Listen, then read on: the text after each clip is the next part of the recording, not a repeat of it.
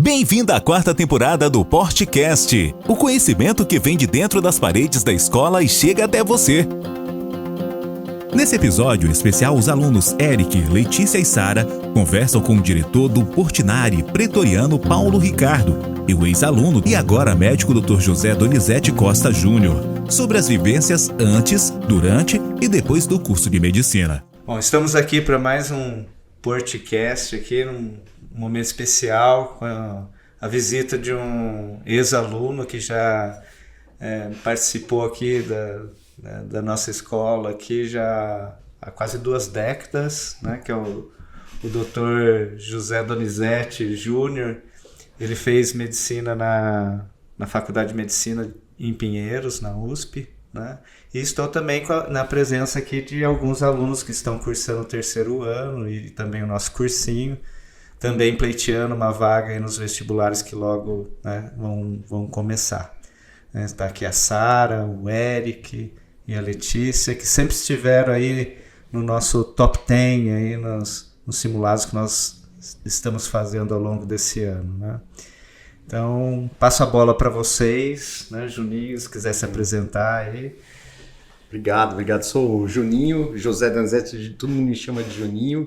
E, cara, muito legal, vim hoje cedo aqui na escola, né? A gente via a dinâmica aqui, escola cheia. Sempre que eu venho aqui é gostoso, porque dá aquela sensação de lembrar, né, do outrora. Quando a gente está no lugar de vocês aí, né, estudando o dia inteiro, de segunda a sábado, né? Amanhã vai ter aqui de novo, sábado. E tá no meio do furacão, acha que é ruim, mas, putz, é uma das melhores fases da vida. É uma época que você tá crescendo, o cérebro tá fervilhando, assim, tá tanta informação entrando. Momento de crescimento único na vida. Acho que nessa fase aí é que a gente mais ganha inteligência. E aqui na escola, seguindo a linha dura aqui da escola, vira inteligente, meu. É demais. Obrigado, viu, por receber. O Juninho, né, tem essa intimidade com ele porque ele estudou aqui há muito tempo já, mas nos tornamos grandes amigos, né? E sempre aqui vem nos visitar quando está aqui em Avaré, né? Mas uma coisa que eles sempre questionam muito, né, ou lamentam muito, é essa fase ser difícil agora, nesse momento, né? Foi legal se colocar que isso é uma coisa pequena e que eles vão até sentir saudade um dia, né, desse momento, né? Vão, cara. E aqui você está num ambiente virtuoso, porque todo mundo está muito bem engajado, né? Não é só a galera que quer medicina, que é um curso tradicionalmente difícil de entrar, estuda mais, né? Às vezes bate 10, 12, 14 horas de estudo num dia, chega a bater, não é incomum. Mas todo mundo que está nos outros cursos também, aqui tem gente que vai para direito, engenharia, e aqui você já começa a perceber também quem é melhor de humanas, quem é melhor de exatas, quem de biológicas e tal. Quem está na medicina, né, por conta da concorrência e da rigidez, acaba tendo que performar bem em todas as áreas, né? Mas mesmo performando bem, a gente sempre vê naqueles colegas que, putz, esse cara é tão bom em história, né? Aí você começa a se espelhar no seu amigo que está aqui do lado estudando com você. Eu lembro com muito carinho dessa fase aí, né? Principalmente vocês vão entrar nessa parte de revisão agora. Nossa, o pessoal diz... É óbvio, se você foi relapso o ano inteiro, você jamais vai recuperar na revisão, tentar aprender o ano inteiro. Mas a revisão serve não só para solidificar, também para ensinar um monte de coisa que às vezes, né, ficou para trás durante o ano. E é um momento bom. Só falta almoçar aqui, né, na época da revisão, porque fica o dia inteiro, né? A gente almoça aqui. Almoça aqui às vezes Que bom. É que nos tempos modestos antes, Paulo, era tudo mais simples, não dava para almoçar na escola, né? A escola era menor. Tava começando, né, naquela época. E você falando assim dos amigos também, de estar em contato com essas pessoas que estão estudando, mas você fazia também, como que você lidava com essa parte de fazer outras coisas além do estudo também nessa época, de principalmente quase chegando no vestibular, na reta final mesmo, como que você fazia isso, assim? Com outras coisas, né? De exercício, amigos... Então, além dessa questão, exercício, amigos de fora, né? Porque tem uns amigos daqui da escola, que é quem a gente vê todo dia, mas os de fora. Mas eu ainda tinha um agravante, que eu sou músico. Então eu tinha minha banda ainda para dedicar. Confesso que no terceiro colegial, que eu peguei mais pesado, e depois eu fiz um ano de cursinho, né, para poder entrar na faculdade, esses 2 anos, a banda, não que eu tenha deixado de fazer as coisas, principalmente com a banda e tal, mas ela ficou em segundo plano, né? O primeiro plano era o estudo. E aí tem, né, algo que não depende só da gente, mas da nossa família, porque tem uma estrutura familiar para permitir que a gente consiga estar aqui se dedicando só para o estudo, né? Mas eu não acho que é saudável você abandonar. Você precisa manter as suas válvulas de escape fora daqui. Então, quem gosta de jogar bola, poxa, pode ser que você não vai jogar bola todos os dias, mas numa sexta-feira a gente tinha um futebolzinho, né? Toda sexta-feira naquela época. Futebolzinho, jogava sinuca, né? E a gente jogava sinuca. Às vezes saía a galera daqui para estar juntos em um ambiente fora do cursinho também. E no meu caso aí eu também tinha a questão da banda. Então dava para retomar o ensaio, ensaiar alguma coisa, mas não com a mesma assiduidade de antes, sei lá, na segundo colegial, primeiro colegial, 8ª série, né? Então eu recomendo que mantenham, né? Quem sou eu para dar conselho para alguém, mas é importante você manter interesses diversos, que não só o do estudo, que é uma vida profissional de vocês agora, né? Que vocês são estudantes profissionais, vocês estão aqui dedicando 10, 12 horas por dia da produtividade de vocês em acumular conhecimento, né? Para performar bem e, se Deus quiser, entrar numa boa universidade, né? Mas é preciso. Depois, quando você estiver na faculdade, né, você vai ter um pouquinho mais de tempo livre para poder se dedicar a essas coisas que antes te agradavam, ou mesmo para conhecer outro tipo de coisa legal, né? Você entra na faculdade, tem atlética, tem centro acadêmico, tem grupo de teatro.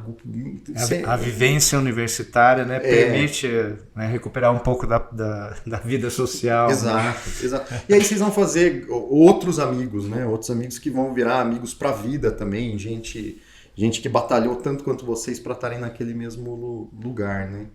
E poxa, mas vocês sempre vão lembrar com certeza, né, com carinho, porque foi um local aqui que vocês se dedicaram, se esforçaram muito, então não tem como você não lembrar com carinho daqui, né? Eu, toda vez que eu venho aqui, venho para ver o Paulo, os professores tal, que continuam sendo minhas referências, apesar de tanto tempo, continuam sendo meus mestres. Quando eu tô lá no momento querendo bambear, querendo reclamar muito, lembro do Paulo falando: você precisa estudar, tem que, o mérito é seu, você precisa ir buscar, você tem que se empenhar e não ficar reclamando, né? Porque reclamar é fácil, todo mundo pode reclamar. Agora, sentar a bunda na cadeira e estudar mesmo, né? Poucos fazem. E não adianta, não é algo que você adquire também do dia para noite. Sim. O bom aluno, ele vem sendo treinado desde o começo, né? Aprende lá no primeiro ano que tinha que fazer a lição de casa todo dia, e fazia a lição de casa todo dia, levava para a escola. Isso vem num crescendo até você ter condição de chegar no terceiro ano com a disciplina e a vontade necessária para você aguentar ficar todo esse tempo sentado na frente do livro, absorvendo conhecimento, que às vezes é tanto conhecimento num dia só que você fica... A cabeça parece que vai explodir, né? Mas isso é muito bom, isso é muito bom. Você estava falando pra gente, né, que esse processo de aprender a estudar, né? E eu acho que a gente ouve muito, assim, de algumas pessoas, tipo, só aprende a estudar na faculdade, ou bem diferente do ensino médio, ou do ensino fundamental. E eu queria perguntar como é que você se entende, assim, no processo de você ter aprendido a estudar. Eu não acho que se aprende a estudar na faculdade, né? Não deveria ser assim. O cara que chegou na faculdade precisando aprender a estudar é porque está com deficiência de formação de base. Eu aprendi a estudar mesmo ao longo da escola e diria que durante o período colegial, né? Hoje não é mais colegial, é ensino médio, né? Durante o ensino médio eu aprimorei isso e cheguei no terceiro ano melhorado, e depois no ano de cursinho sanei minhas deficiências, e quando eu fui para a faculdade fui sabendo estudar. na faculdade você não tem nada mastigado, né? Então você chega lá, você tem muita aula ruim. E você precisa estudar e aprender a matéria e passar, porque senão você não vai formar. Aqui eles têm a oportunidade, agora o nosso curso é em período integral. Então ficam manhã e tarde. E acredito que vão adquirindo essa disciplina, né, de estudo. E eu ouço relatos de muitos outros, né, que passaram por aqui, que eles chegam na faculdade e se diferenciam, porque eles já estão acostumados àquela rotina, né, e tem gente que está se adaptando. Por isso eu acho que o Eric colocou essa questão, né, que tem gente que acha que aprende-se a estudar quando estiver na faculdade. Né? Assim, o ambiente de faculdade lá que eu cheguei na USP era um ambiente que até me impressionou um pouco no início, porque os meus amigos, cara, eram vividos, tinham gente lá que tinha morado em vários lugares do mundo, né? Japão, Itália, Inglaterra, gente que falava 2, 3 línguas, né? E eu cheguei lá de Avaré, com o meu inglesinho, né? Hoje eu aprendi outras línguas, mas aprendi lá em São Paulo, né? Eu fiz o que deu aqui em Avaré, e o que deu era muito bom, porque eu me via de igual para igual com eles. Não é à toa que você chegou onde chegou, né? E me via de igual para igual, e o legal é que realmente era o que eu sentia na conversa. Tudo bem, eu podia não ter uma bagagem de ter morado 4 anos no Japão, mas o diálogo fluía de igual para igual, porque eu adquiri o conhecimento, conheci aqui, estudei aqui e aprendi muita coisa aqui, e o papo fluía no mesmo nível. Então era algo que, de verdade, me orgulhava muito, né, da formação que eu tive aqui em Avaré e tal. E aqui, a escola aqui, que nem era Portinari, né, quando a gente estudava lá, mas levo com muito carinho, né? Eu fiz a minha formação aqui em Avaré no Anglo até o 2º, 3º colegial, que foi quando tinha o cursinho e eu precisei buscar mais. Era o cursinho do Paulo e da Érica na época. E os caras, amigos deles, estudaram no Dante Alighieri, no Bandeirantes. Os melhores colégios do Brasil. E vocês estão onde? No cursinho do Paulo e da Érica. E em nada deixava a desejar, e, enfim, tanto que, né, viramos amigos lá e os iguais se aproximam, né? Então é muito legal, cara, muita gente, eu acho que ainda deve falar aqui em Avaré, né? Para você buscar uma boa formação só fora daqui, não é verdade. Não é verdade. Aqui em Avaré, principalmente aqui na escola, você tem formação de high-end de formação, né? Top de linha a formação aqui. Então dá pra... E nós não combinamos isso. Não combinamos. Mas é verdade, né? Os números falam por si só aqui, né? Exato. Então a pessoa vem, se dedica, você tem o resultado. Não é de graça, né? Não é só a estrutura, as boas cabeças dos professores, a boa forma. Eles dão todo o substrato. Aí o resto depende de você, a disciplina, a regularidade. E a disputa é difícil, né? Você está ali disputando com os melhores candidatos do país. Então, não é fácil, né? Então, às vezes, ter um revés numa tentativa é normal isso acontecer, porque a performance é muito alta, né, dos candidatos. Vocês sabem disso, né? E assim, se você não passou naquele ano, é preciso fazer uma meia-culpa, ver onde você ainda tem deficiência e no outro ano sentar e sanar essa deficiência, porque quem se dedicou bastante, quem estudou mais, vai chegar lá. Então, cada vez mais próximo, né? Tá lá, né? Não foi esse ano. E é assim, quem se dedica, cada ano que se dedica vai melhorando sua performance. Então, se uma hora não passou, você realmente se dedicou ao longo do ano, e você chegar com uma cabeça boa porque você está bem preparado na hora da prova, aí é consequência do trabalho que você teve ao longo do ano. E uma coisa que eu lembro, né, embora faça mais de 20 anos aí, que ele tinha muita autoconfiança, o Juninho. Então isso é importante na hora da prova, porque o seu emocional está ali mais equilibrado, você sabe que fez tudo o que podia, né, e até um pouco mais, que você está bem preparado, então isso te dá tranquilidade, né? Até eu comentava com ele na época, quando ele estava fazendo as inscrições, né? tenta a medicina num lugar onde a concorrência seja um pouco mais baixa para ter mais chance. Mas ele determinado, ele queria ir onde era mais difícil. E alcançou, né, lutando bastante, né, o sonho dele, né. Juninho, eu queria te perguntar como é que esse sonho da medicina surgiu para você, assim, de onde veio isso? Foi muito, em termos de estar na parte de biológicas, eu sempre gostei mais da área de biológicas. Tanto que acho que quando eu cheguei no último ano do ensino médio, era o que eu performava melhor, assim, né? No ano de cursinho, como eu performava muito bem em biologia, eu deixei estudo de biologia de lado, que era até prazeroso. Poxa, eu vou estudar isso. Deixei estudo de biologia de lado para me dedicar mais à história, matemática, que é onde eu era mais fraco, e deu certo, né? Então, se você é muito bom naquilo, talvez você não precise estudar tanto aquilo, você precisa ter mais tempo do outro. E você né? tinha um professor de história bom, né? Tinha. O Paulo, naquela época, dava, cara, coisa de louco. Dava biologia, história e matemática. E não era que dava matemática, vou dar só álgebra 1. Não, dava tudo. Dava tudo maravilhosamente bem, era muito legal. Então, poxa, até perdi o raciocínio que o sonho da medicina. O meu pai é enfermeiro, né? Agora está aposentado, não trabalha mais, mas é enfermeiro. Então, sempre tive alguém da saúde dentro de casa.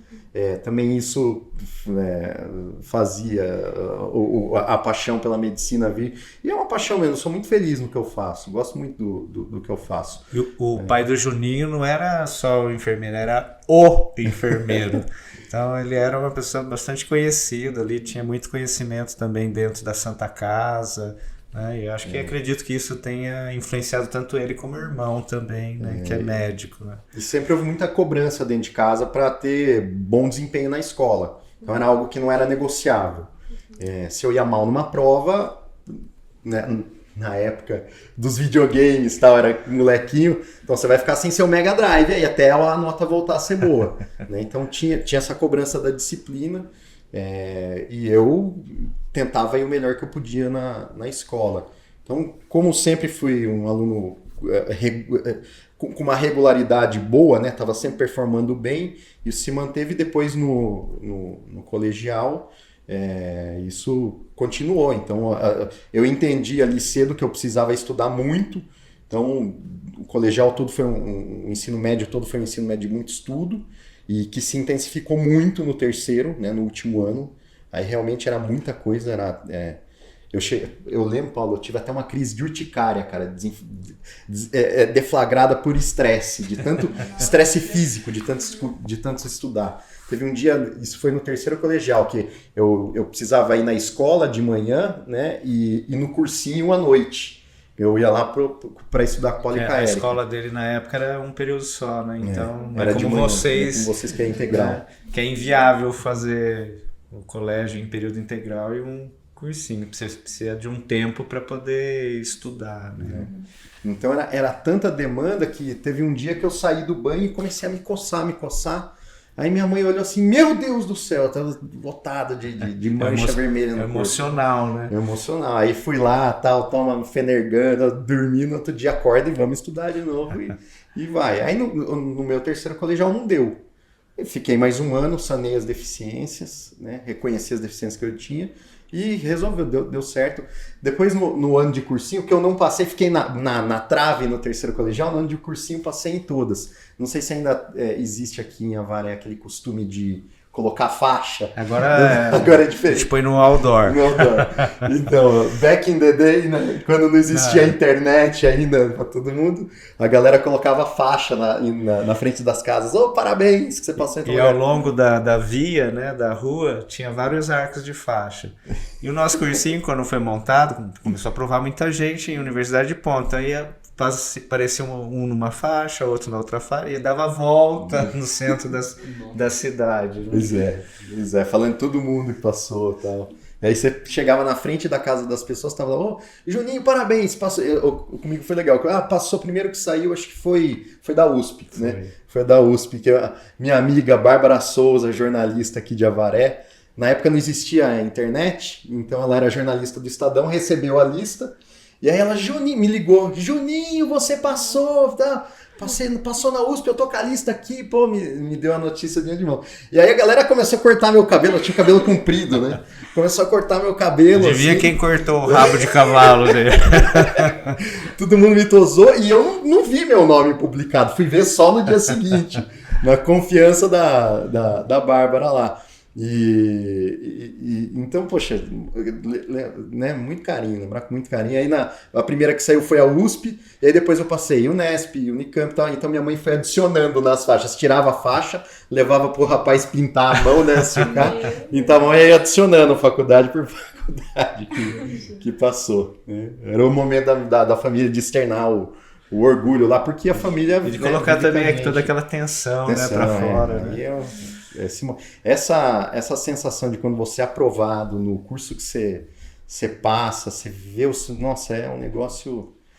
Se compara a né, dadas as devidas proporções, ao nascimento de um filho, né? Minha filha nasceu, quando você vê a pequenininha saindo lá, parece que vira uma chave. E a faculdade é a mesma coisa, você passou na faculdade, todo aquele esforço deu certo, também vira uma chave na sua vida. A vida vai mudar, né? É inevitável. Juninho, e como foi o curso assim de medicina? O que você, né, passa para eles aí para...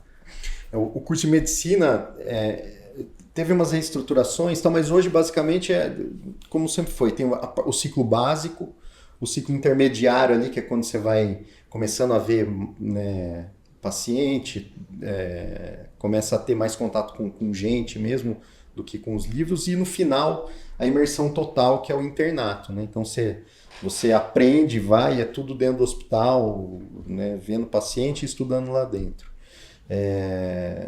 E o começo é difícil, viu, Paulo? Você chega muito deslumbrado, mas depois o deslumbramento vai indo embora conforme você vai tomando pau nas primeiras provas, né? O básico é massacrante também, né? É massacrante, exige muita leitura, né? E era curioso, porque você sempre entrava mais no assunto aqui, né? Para preparar... Então, a parte de biológica sempre tinha mais conteúdo do que era do que o que via na apostila, né? Sim. Ainda é assim. Ainda é assim, né? Que bom. E porque me ajudou muito, viu, Paulo? Quando eu cheguei lá na faculdade, sabendo o ciclo de Krebs, eu não sei se eu teria o mesmo saco para estudar o ciclo de Krebs lá do que eu tive para estudar aqui.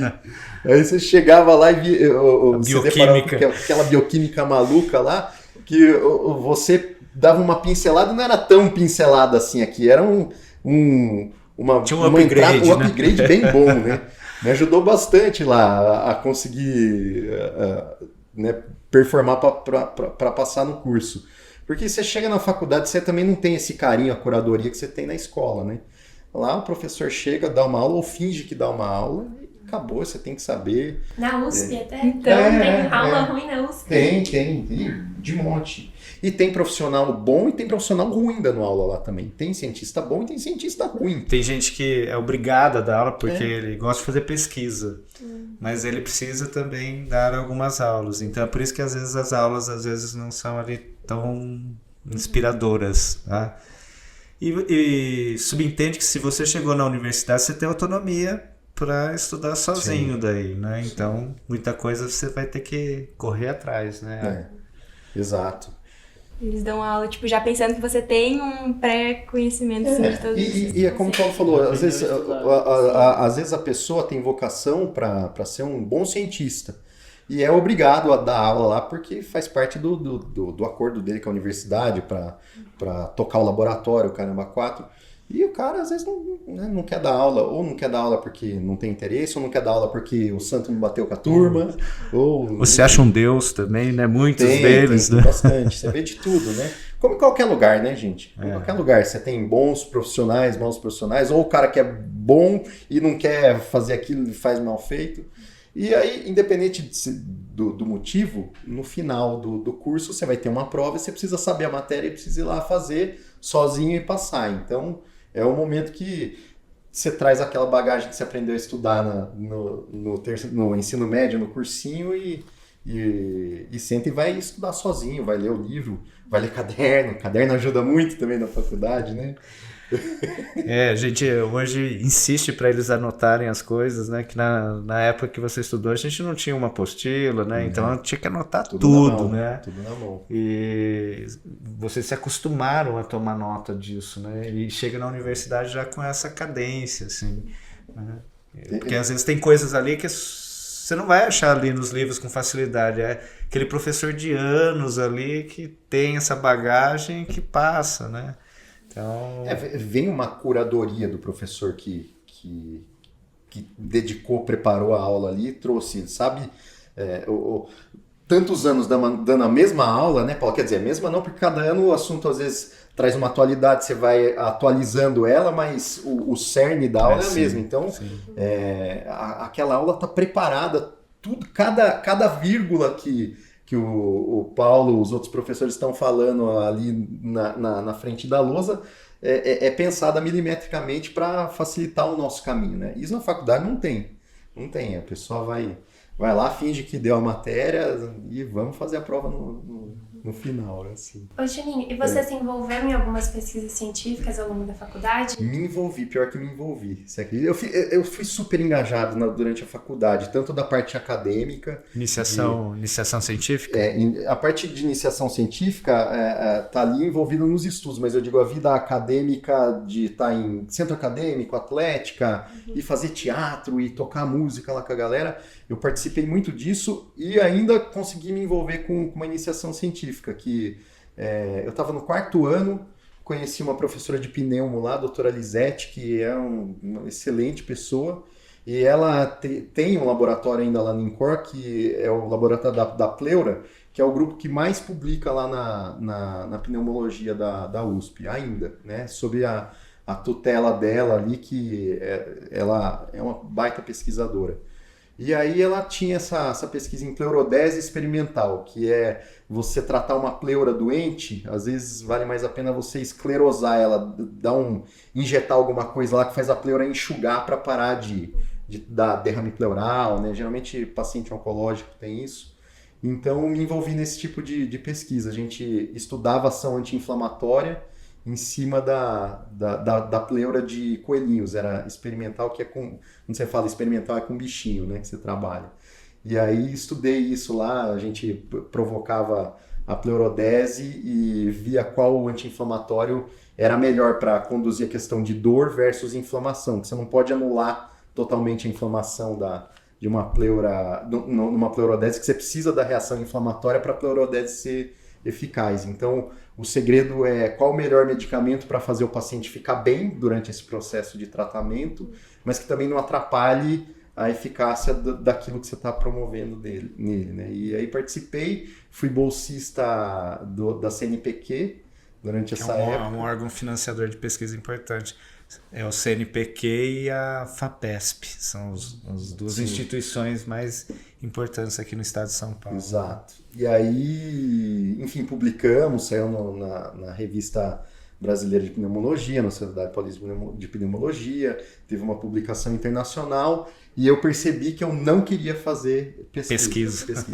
Descobri que eu não tinha perfil, né? Apesar de ter trabalhado com pessoas maravilhosas, a Lisete ser uma mãe, né? É difícil você ter um orientador ali que é carinhoso com você. A Lisete é desse jeito, ela é um amor. E tive a melhor experiência no melhor laboratório e percebi que não era o que eu queria fazer. Eu gosto de resolver problema, eu gosto de lidar com gente que chega com um problema para mim. O doutor, é o que eu faço, sou radiologista. O doutor, tem esse problema, preciso fazer esse ultrassom, preciso fazer essa biópsia. Ele chega, eu atendo bem, resolvo o problema, ele sai satisfeito e eu também fico feliz. Né? Entrego um bom diagnóstico para o médico que precisa e tratei o paciente bem nesse contato humano. Eu trabalho com ultrassom, né, na assistência.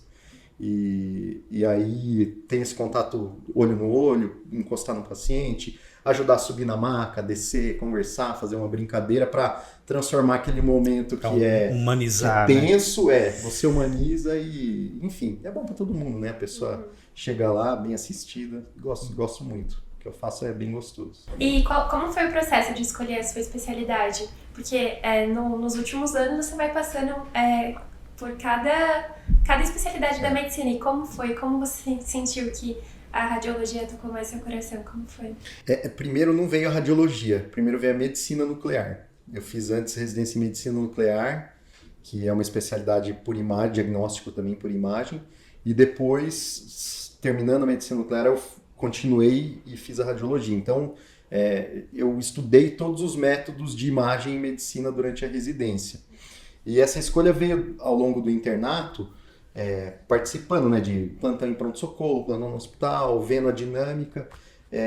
Eu fui entendendo que eu queria uma especialidade que onde eu não fosse eu sou responsável por entregar um bom diagnóstico, mas eu não sou o responsável do caso. O responsável do caso é sempre um médico solicitante. Então eu não queria ter esse vínculo de responsabilidade do paciente que fica: doutor, eu tô com dor de barriga, o que eu faço? Entra em contato com você e dá essa... que é normal, né? Eu não queria isso para mim.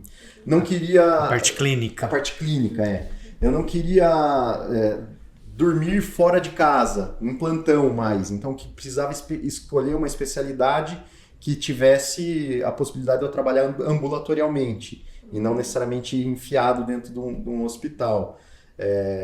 Então, foi uma série de coisas. E aí, na faculdade, né, quando o contato maior com a parte de diagnóstico por imagem vem no internato, conheci a medicina nuclear, que foi que me encantou primeiro, né? Trabalhar com, saber mecânica quântica básica, né? E algo que eu tive que estudar. Teve que reavivar os conhecimentos de física. Foi, reavivar tudo. Então me encantou o assunto e eu fui para a medicina nuclear. E aí, no meio da medicina nuclear, eu percebi que não era só aquele mercado que eu queria. Eu queria estar no mercado de imagem, sim, mas no mercado mais amplo, onde eu tivesse mais oportunidade. Eu acabei complementando esse estudo de diagnóstico por imagem fazendo a radiologia e me acertei. O conhecimento da medicina nuclear não foi em vão. Eu continuo ajudando muita gente, me deu muita base para estudar radiologia também. Mas hoje, na assistência mesmo, no lidar com o paciente, eu não trabalho mais com medicina nuclear. Hoje eu trabalho com radiologia e essencialmente ultrassom. Eu faço diagnóstico por imagem em ultrassom. Então, esse processo aí foi se construindo ao longo do internato para eu escolher essa especialidade. Mas é meio que um tiro no escuro, né? Tudo bem, você tem uma noção maior até do que quando você sai da escola para entrar num curso de medicina, né? Como vai ser a vida do médico depois? Não deixa de ser um tiro no escuro porque você precisa prestar uma prova de residência, você não tem noção nenhuma de como é a vida depois disso, você conversando, tentando buscar informação. Mas é só durante a residência que você vai, né, conhecer melhor a especialidade, aquilo que você vai fazer. Até porque cada especialidade tem um monte de subespecialização, né? Então você faz um ortopedista, por exemplo. Ortopedista, né, tem um especialista em mão, outro em pé, joelho, punho, né, tornozelo. E aí você vai descobrir no meio do caminho mesmo. Mas o importante é você estar, né, como tudo na vida, né? Fazer um negócio que te dê satisfação, que te deixe pleno, te dê um senso de dever cumprido no final do dia, né? Viu? E a sua especialidade era remunerada? Como você lidava? Porque quando o médico se forma, ele tem que entrar numa especialidade para ganhar mais, tem os plantões que ele consegue fazer e começa a chegar um dinheiro. Mas, em geral, médicos no início de carreira são jovens de 20 e poucos anos que ainda dependem da família. Como foi isso para você? Então, durante a faculdade, minha família me ajudou, né? Era uma ajuda suada lá, mas dava para pagar o aluguel, né? E morava numa república com os custos menores e tal. Quando a faculdade acabou, eu comecei a dar plantão, né? Comecei a dar plantão, que é a forma onde você consegue monetizar mais fácil na medicina. E depois, prestando residência, entrei na residência. Na residência ganhei uma bolsa. É uma bolsa muito, muito baixa, bem baixa. Ainda mais para viver em São Paulo. Então eu complementava isso durante a residência dando plantão. Então acontecia às vezes, é algo que o médico vai desenvolvendo ao longo da faculdade, acontecia às vezes de começar a trabalhar numa quinta-feira de manhã e parava sábado à noite. Você passava o dia na residência, à noite plantão fora. Aí saía do plantão, sexta-feira na residência. Vida de zumbi, né? Vida de zumbi. Sexta-noite, outro plantão em outro lugar. Aí sábado, durante o dia, eu emendava outro plantão em outro lugar. Aí voltava sábado à noite para casa. Eu era noivo na época, a minha esposa hoje... vamos sair. Vamos. Aí eu saía e acabava dormindo sempre. Porque os amigos vão no restaurante. Chegava lá no restaurante, eu sempre sentava num cantinho que eu sabia que ia encostar assim, ficar dormindo. Ela é médica também? Ela é arquiteta. Conheci ela lá na faculdade. Ela era arquiteta, trabalhava com restauro, ela estava restaurando o prédio da faculdade de medicina. E aí conheci ela, fui fazer uma festa, precisava pendurar umas luzes em cima dos andaimes dela lá. Conheci ela lá e casamos. E tá com uma filha. Casamos e tem uma filha. Uma filha, a Aninha. E Juninho, eu queria saber também, depois que você já iniciou de fato, né, a sua carreira profissional, você chegou a comentar com a gente que você veio aqui pra Avaré, uma parte, pra trabalhar, e aí você mudou pra São Paulo. E aí, por que você fez essa decisão? Não, eu sempre continuei morando em São Paulo, né, mas eu vinha pra Avaré, vinha visitar a família e aproveitava e dava plantão aqui. Porque eu acho que vocês têm isso e é muito bacana de, né... Vou fazer a faculdade de medicina e depois vou voltar para tentar retribuir aqui na minha cidade o conhecimento que eu tive, tentar trabalhar aqui, ajudar as pessoas aqui. E eu fiz um pouco disso, trabalhei, plantões na Santa Casa aqui, plantão em Arandu, em Itaí, foi bem legal. Plantões puxados aqui de Réveillon em Avaré, né? Réveillon e Carnaval deve ser Natal, bucha, né? Cheguei a trabalhar aqui e... Enfim. Mas aí a vida profissional ficou em São Paulo, né? Eu fiquei lá, tanto que dava mais plantão lá, minha esposa, a família era de lá. Eu acabei criando raízes lá que me fizeram ficar profissionalmente lá. Então hoje a minha relação aqui com a Avaré é vir, voltar, curtir a família, curtir os amigos, vir aqui, que de certa forma é onde está minha mentoria de vida assim, profissional, né? Mudei muito, virei adulto aqui estudando com o Paulo e com a Érica e tal. Então, toda vez que eu volto para Avaré e eu vejo uma coisa diferente para o pior aqui, eu sinto uma tristeza, né? De ver aqui, chegar na cidade que você gosta e ver um bem tombado aí ruindo, né? Que a esposa dele trabalha nessa área, né? No Confat, é isso, né? No Condefat. Condefat. Trabalhou lá. Mas também, de certa forma, toda vez que eu venho aqui para a escola tá sempre melhor. É verdade. Sempre melhor, com mais aluno, a galera mais... E, poxa, hoje é uma sexta-feira que a gente tá gravando aqui. Tinha o pessoal às 6 da tarde aqui aprendendo sobre China, cara. Quem, numa sexta-feira, às 6 da tarde, chuvosa, frio lá fora, vai estar aprendendo sobre China? Só os alunos daqui. Né? Galera, sangue nos olhos, né? Sim, sempre. E faca nos dentes. Faca nos dentes, tem que ser. E outra coisa, a gente sabe que hoje em dia, principalmente, assim, é muito importante fazer a faculdade de medicina em um lugar, assim, de nome, que já é mais conhecido também, principalmente pelas novas faculdades que estão abrindo de medicina. E aí, o que você sentiu, assim, nessa parte de conseguir um emprego, né, morando em São Paulo, tendo feito medicina na USP Pinheiros? Vou complementar, né? Foi importante ter feito uma boa...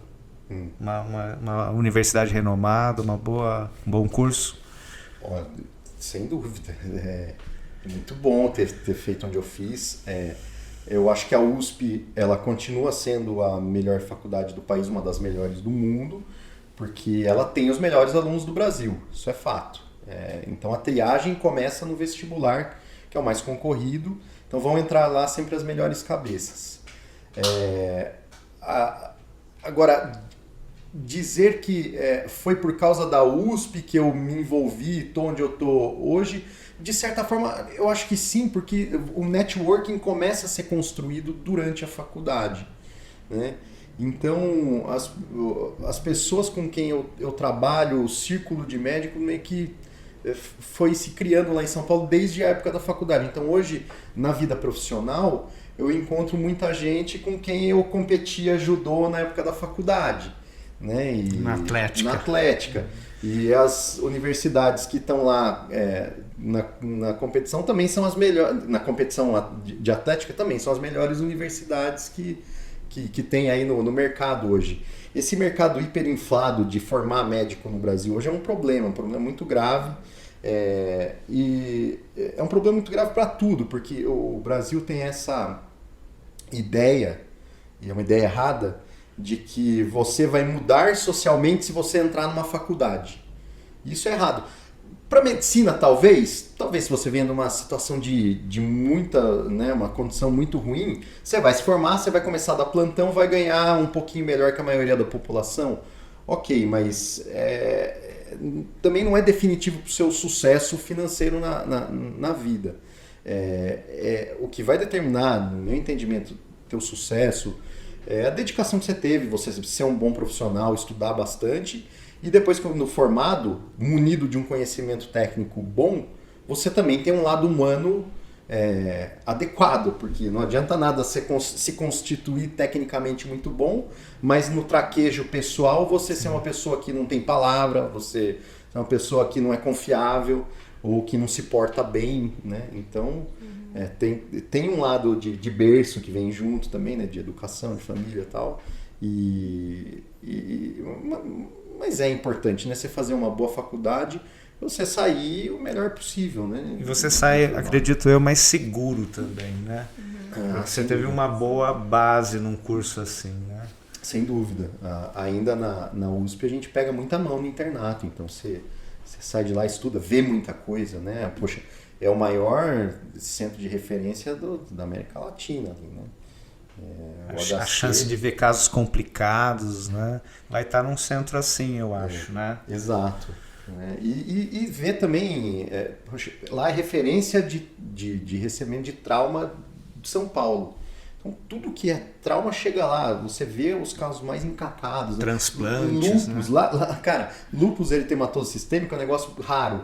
E lá na faculdade de medicina, o negócio você acha que é usual, trivial, de tanto que você vê lá. E não é. Porque assim, centraliza. Né? Então, cara, você começa a adquirir conhecimento e tal. E tá envolto pelos melhores cérebros, ainda lá dentro da faculdade de medicina, querendo ou não, são as pessoas que mais se dedicaram, mais competitivas do ponto de vista de vestibular, estão lá. Então é inevitável, você vai estar inserido num meio onde as pessoas são competitivas, querem ser melhores. Meio né? altamente qualificado, né? Então te força. Você vai ficar para trás? Não, vou sentar. E você vai junto, né? Vai junto, você tem que sentar e estar junto com a galera, né? Continuar sendo bom lá. Né? Não adianta nada, pô, estudei, aí depois vou passar na faculdade, tudo bem, tem uma fase de festa e tal, mas não dá para fugir, né? Para se formar tem que sentar, tem que estudar e tem que continuar performando bem, né? Isso é importante. Queria perguntar você falou, né, da transição assim, da faculdade, da escola daqui para a faculdade, né? Você falou aqui dos hobbies, assim, da parte pessoal, que até se liberou um pouco mais de tempo assim, para você. Você falou isso, né? Sim. Como que... Você pode falar mais sobre isso? O centro esportivo, essas atividades que você fazia na Universidade da USP, como que foi assim para você? O tempo que ficava vago, né, que... não tinha essa... É uma grande carga de estudo ainda, mas não era tão pesado quanto era se preparar para entrar na universidade, né? Então o tempo que sobrava eu acabei me envolvendo com atividades dentro da própria faculdade. Atlética, então eu treinava judô antes, entrei na faculdade e voltei a treinar judô. Centro acadêmico, então geralmente quem tem mais interesse por política acaba indo para o centro acadêmico.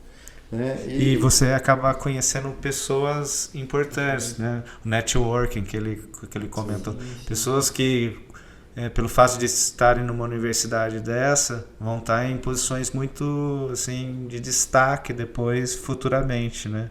E que podem abrir portas. Eu vejo até um pouco aqui também, assim, na parte de conhecer tipo, os colegas que vão para essas empresas de alto desempenho. Vocês futuramente, com certeza, vão estar, né, em lugares... já é um momento de networking. Sim, claro. Mas a gente se conhecendo, tudo na vida é networking. Então, né? conhecendo gerações agora diferentes, aqui a mais nova com as mais velhas. É muito legal poder bater esse papo, conhecer, né, Vão ser meus calouros. Se Deus quiser, vão ser meus calouros. Sim, vão passar com lá. satisfação, né? Tomara que dê certo, né? Já pensou? Os 3 lá em São Paulo, que legal. A gente Eles querem ir pra Ribeirão. para Ribeirão. Mas onde for vai ser muito bom. A faculdade de medicina é legal, é muito legal. É integral, então você é obrigado a passar o dia inteiro com aquelas pessoas. E é de manhã, de tarde, fazendo prova e depois você sai, vamos tomar uma cervejinha aqui, você acaba vendo aquelas pessoas, às vezes de domingo a domingo, sem pausa. Né? Quando tem os plantões, né? Plantão, E a vivência universitária também, fora do curso. Você faz novos irmãos na Sim. faculdade, né? É muito gostoso. Ô Juninho, nos plantões que você deu, qual foi o que mais te marcou? Algum caso que te marcou muito? Um caso que me marca. Bom, tem os casos de tragédia que marcaram muito, né? Esses marcam. E toda tragédia, né, que você está envolvido, né, ali você está envolvido no atendimento, você aprende alguma coisa, né? Mas eu não queria falar de coisa triste, então eu vou pensar em algo feliz. Deixa eu ver. Cara... Primeiro parto que você assistiu foi emocionante? Você sabe que o primeiro parto que eu assisti foi aqui em Avaré, porque meu pai é enfermeiro obstetra. Então eu assisti o primeiro parto aqui, quando eu ainda estava no cursinho, cara, tive essa oportunidade de assistir. E depois fui voltando e comecei a auxiliar. Então, poxa, é bonito, é muito bonito ver uma criança nascer, um parto bem conduzido. O primeiro parto é emocionante. Situações assim que sempre me deixavam felizes no plantão, às vezes você ia para um plantão num lugar longínquo, onde você vai ser o único médico lá, e geralmente são cidades menores, ou um bairro muito afastado, carente, e as pessoas te recebem com o maior carinho, né? Então você chega, poxa, nossa, esse doutor veio hoje aqui, é a primeira vez que ele veio fazer um almoço para ele. Leva um presentinho para você, assim. Você sabe, Paulo, eu trabalho lá em São Paulo, um dos locais onde eu trabalho é lá no extremo sul. Lá no extremo sul, no Grajaú, depois do Grajaú eu trabalho, na beira da represa lá de Guarapiranga, tem muita gente que tem chácara lá, tem propriedade. E é muito longe do centro, então as pessoas vivem lá, é outro mundo, é outra São Paulo. E tem gente que cria porco, cria galinha. E uma vez eu atendi uma paciente e tal, comentei com ela que eu gostava de porco e tal, porque era daqui do interior, tinha sido criado no sítio e tal. E na outra semana, quando eu voltei lá, ela foi lá só para me levar um presente e me levou um chouriço. Chouriço e no outro potinho tinha carne de porco, mas guardada na banha, como se fazia antigamente. Então, essas coisas assim, é o gesto. Sim, o gesto, sem dúvida. E ainda hoje, que cara, é um tipo de recompensa que também é importante. E ainda hoje acontece coisa, né? Como eu trabalho com ultrassom, eu faço muito medicina fetal, que é atender as grávidas, né? E fazer os exames obstétricos, morfológicos. E principalmente, né, nessa área eu ainda me emociono. Você está atendendo um nenê que é tão bem esperado e a família fica emocionada, você não tem como, né? Você se emociona junto. E é bem gostoso. Quando você pega a tragédia fazendo medicina fetal, também é muito triste, né? Às vezes acaba o dia porque você pegou uma notícia muito ruim. E como foi, assim, né, numa situação assim, enfrentar a primeira morte? Cara, eu lembro até hoje do nome do primeiro paciente que morreu num plantão que eu tava e que eu tava cuidando dele. E você vai aprendendo, você é obrigado a aprender a lidar com isso porque vai fazer parte da tua vida. Acho que deve ser um momento delicado quando você tem o contato ali com a família. Com a família. Então, você vai... E é muito louco medicina porque às vezes você passa de um paciente que acabou de morrer ali do seu lado, nesse caso foi numa UTI, eu estava de plantão na UTI no 5º ano da faculdade, era um dos pacientes que eu estava cuidando, e ele já não vinha bem, e eu estava naquela UTI há uma semana, e eu fui vendo esse paciente afundando e depois falecendo. Só que também, no mesmo, é uma coisa de louco, no mesmo dia que acontece uma perda, às vezes o outro paciente que estava mal do lado vai melhorando e recupera e tem alta. Então a medicina tem muito disso, de você ter essa dualidade de sentimento, às vezes em questão de minutos, assim, sabe? É uma coisa de louco. Isso vai te trazendo essa maturidade para lidar com algo que faz parte, né, da vida. A única certeza que a gente tem aqui, todo mundo, é que a gente um dia vamos estar debaixo da terra. Vence o alvará, né? É o que o meu amigo, o Crebão dos Três do Brejo, fala: o futuro de todo mundo tá lá no final da Rua Goiás. Sim. Só quem mora em Avaré sabe disso. Ô Juninho, e na época da sua preparação para o vestibular, o que você considera que foi essencial, tirando, claro, as aulas do Paulo, o que você considera que foi essencial e um grande diferencial para você ser aprovado? Você acha que teve alguma coisa? Um segredinho, talvez, para ajudar aqui a gente? O segredinho, o segredinho é disciplina, disciplina, todo dia. E para manter o emocional ali... Para manter o emocional, cara, a família, né? Ter o apoio da família é importante, ter o apoio dos amigos é importante. Você estar aqui no ambiente de estudo, transformar, ser um fator para transformar o ambiente num bom ambiente também, porque não adianta vocês aqui estão passando mais tempo aqui do que na casa de vocês. Então é essencial que o ambiente aqui seja bom. E aí entra o papel não só do professor, mas o papel de cada um de vocês, né? Você chegar aqui, ser um cara que tumultua, quer arranjar confusão, não leva a nada, né? Você precisa ser um fator promotor de alegria, né? Ser positivo, Positivo, é isso. E, bom, eu acho que é assim, né? Pelo menos na minha época, né? Na minha época. Tá ficando velho, hein, amigo? Era muito gostoso. Muito gostoso mesmo. Lembro com muito carinho. E os amigos que tinham daquela época, a gente tentava sempre manter um bom clima. E era um excelente clima. Então, entre vocês, assim, se existir esse bom clima, transforme ele ainda em melhor, porque é essencial, essencial. Mas disciplina, regularidade, família, bons amigos, que no momento quando você estiver mal, você precisa buscar conforto. Recarregar, né? Na família, nos amigos. Ouvir uma palavra de carinho do Paulo. O Paulo, ele é malvadão, mas ele também é carinhoso, ele sempre sabe dar aquelas palavras para te né, impulsionar. Lembrava muito, e ainda lembro da história do Senna que você contava e passava pra gente, né? Que marcou minha vida, eu sempre comento com vocês, né? E o Ayrton Senna não andava bem na chuva, cara, o céu fechava em São Paulo, pai, vamos lá, e a família dele fazia o que era preciso para levar ele para treinar kart andando na chuva. E depois virou um exímio rei da chuva. Né? E era o que ele não gostava, andar na chuva. Ou seja, ele tinha aquela dificuldade e foi lá onde ele mais tinha dificuldade para melhorar. Transformou a fraqueza ali na maior qualidade, né? Com o apoio da família, né? Tinha um carinho por trás, tal. Então é muito importante essa figura da família e dos amigos ali para... Se você tem um amigo que fica tirando sarro de você tá estudando demais, cara, é porque esse cara tá com inveja de você, não é seu amigo. O seu amigo até aqui o carrinho dele, ó.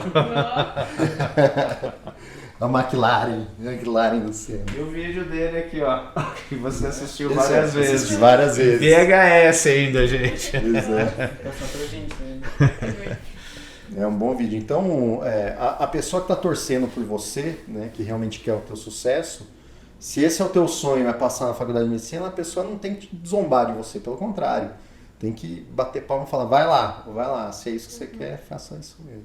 E você acha que depois da aprovação, que a gente atinge o ápice do nosso sonho até então, você sente, é claro, né, primeiro uma grande alegria, mas depois vem, e agora? Tipo, o que eu vou fazer agora? Você sentiu um pouco disso? Sim, no primeiro ano principalmente, né, quando você começa a tomar pau nas matérias. É esquisito, né, aquela sensação, passei Porque depois você... Acabou o propósito, daí vai ter que vir um outro para preencher aquilo, né? E tem o lance, né, poxa, passei. beleza, aqui em Avaré você passou, foi celebrado, mas lá na faculdade você é apenas um calouro, uma caloura. Só mais um, né? Que vai servir só para ficar matando formiga no grito no chão, né?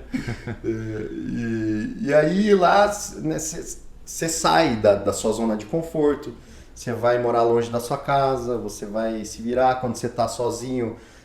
Talvez você não tenha a sua mãe, seu pai, seus amigos próximos por perto, porque você ainda não se enturmou lá. Então, o começo de faculdade sempre é meio cinzento, assim. Tem bastante gente que abandona. Mas traz crescimento, né? Traz. Tem muita gente que abandona, tal, não aguenta. Mas ao mesmo tempo muita gente passando por esse mesmo processo. Então, e por isso que vocês tendem a unir-se ali, né? Na mesma dor, às vezes. Pessoa que está ali no curso e também integral, na mesma alegria, né? Esse lance de ser integral, você tá o dia inteiro ali com seus amigos, aí vai realmente criando muitos laços na faculdade de medicina. E no seu caso, o novo sonho talvez seria o quê? A música? Música. A música sempre... antes de ser médico, eu sou músico, porque o grosso da minha formação musical veio enquanto eu estava aqui em Avaré, estudando aqui no finado SEMA do pessoal do Latitude, né? Era o do Javaro e tal. E depois acabei estudando um pouco em Tatuí, eu prestei prova lá e tal. No conservatório. Mas não dava para conciliar, porque eu teria que fazer o meu terceiro colegial junto com o conservatório. E aí para estudar em Tatuí não tinha como, né? Eu ia deixar de... Mas sempre foi sua paixão, né? Mas sempre foi, continua sendo. E aí, durante essa fase de terceiro colegial, né, que eu estava nessa dúvida, poxa, será que eu vou estudar nesse lugar onde todo mundo quer ir? Lá, Tatuí, um baita centro formador. Mas eu entendi que, cara, eu também não queria deixar de ser médico, queria ser médico. Eu sempre sonhei mesmo com isso. E aí, a música nunca ia sair da minha vida, mas para ser médico eu precisava fazer a faculdade de medicina, não tem como ser médico. E foi o que aconteceu. Hoje sou formado em medicina e continuo tocando. Hoje eu escrevo minhas músicas, eu componho, então eu escrevo minhas músicas em festivais afora aí pro Brasil e viajo um monte de canto para tocar o meu som em festival autoral, como que está acontecendo aqui em Avaré nesse final de semana, que é a Fan Pop, né, que eu vim para tocar. E a música, pelo contrário, não saiu da minha vida, tanto não saiu que a gente se profissionalizou. Então a gente faz... os meus amigos de banda, a gente faz casamento, faz corporativo, eu toco na Harley Davidson lá em São Paulo, né? Todo mês a gente tá lá, então tem esse compromisso, né, profissional de você reservar uma data, dedicar um período seu para ir lá e trabalhar, fazer música. E você trouxe alguma coisa aí da banda, né? Trouxe de presente. Trouxe o disco, o primeiro disco que eu fiz. Esse disco nós fizemos em 2020, gravamos em 2023, começamos a compor no meio da pandemia, gravamos em 2023 e aí esse trabalhozinho, então, um para cada um de vocês, para vocês ouvirem rock and roll. É o Luz Vermelha. Obrigado. Espero que vocês curtam. Como é que é? Luz Vermelha? Luz Vermelha. Luz Vermelha. A gente tem um pouquinho essa inspiração nas coisas da década de 70 para compor. Então tinha o Bandido da Luz Vermelha, sim. A Casa da Luz Vermelha. E tem meio esse duplo sentido que a gente trabalha aí um pouco nas músicas desse disco. E agora eu tô gravando, né, tem todo o material pronto, tô gravando meu primeiro disco solo. Vou vir lançar aqui na escola, Paulo. Vamos fazer uma combinado festa já, aqui, fechou. Aqui na escola. E tô em processo, tô em estúdio lá em São Paulo. Gravei um pedaço dele aqui em Avaré no Fernando Sanfa. E agora tô gravando lá em São Paulo. Vamos ver se eu consigo terminar até o fim do ano para lançar, né, distribuir digitalmente até o ano que vem. Esse daí tá em todas as plataformas. YouTube, Deezer, Spotify, tá em tudo. É só entrar. Muito sucesso pra você. Obrigado. Espero que vocês curtam aí. Ouçam com carinho. Bom, a gente vai encerrando, né? Queria agradecer a presença da Letícia, do Eric, da Sara, né? Do meu amigão aqui, Juninho. Meu mestre. Né? E colocar que a casa aqui, né, é sempre sua, né? Obrigado. Volte outras vezes. Sempre me sinto muito feliz quando eu venho aqui. É muito bom. É um ambiente virtuoso, né? Onde está todo mundo sempre buscando ficar melhor aqui. Isso é muito bom. Muito bom. E parabéns para vocês, né? Sigam aí nessa luta, disciplina, raça. E quando estiver para baixo, busca um conforto, levanta a cabeça e bora estudar mais para chegar no objetivo. Gostaram? Então compartilhem o conhecimento e sigam nossas redes sociais. Facebook, Portinari Colégio. Instagram, Colégio Portinari Avaré. Canal do YouTube, Portinari Avaré. E o Spotify, Podcast. Até o próximo podcast.